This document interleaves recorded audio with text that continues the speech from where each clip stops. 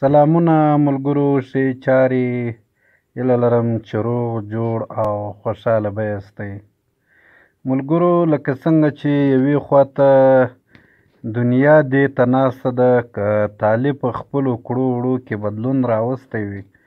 او دی د پخوا غوندې نه وي، نو موږ به یې په رسمیت وپېژنو. له بلې خوا د طالب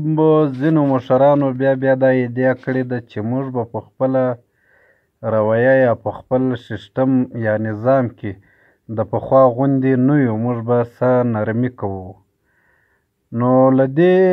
دواړو خوا اطرافونو چې دنیا او دوی یو بل ته سره ګوري، ځکه چې د نړۍ یو هېواد هم دا وخت لا طالب په رسمیت نه دی پېژندلی. له بلې خوا نن تازه دا خبر راغلی دی چې د طالبانو لوړپوړي چارواکي وایي چې موږ به د پخوا په څېر خلکو ته جزا او سزا ورکوو، یعنې په عام منظر کې به دوی ته سزا ورکوو، یعنې هغه کې سزاګانو کې د بدن غړي پرې کېدل، لکه لاس، پښه، او داسې د سنګسار سزا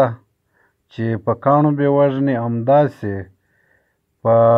د مرګ سزا. نو دوی وایي چې موږ به دا سزا ورکوو خلکو ته د جرمونو په بدل کې. خو دنیا له مخه د نړۍ چې کوم قوتونه دي یا هېوادونه دي د بشري حقونو خلکو، هغو وویل چې موږ به افغانستان تر هغو په رسمیت نه پېژنو تر څو چې دوی په کړو وړو کې بدلون نه وي راوستی. نو دغه دواړې خواوې چې کومې دي، طالب وایي چې موږ بدل سوي یو، مګر خو نن یې دغه بیان رالی. له بلې خوا بیا دنیا دې ته غلې ده چې هغه وخت موږ طالب په رسمیت پېژنو چې څو دوی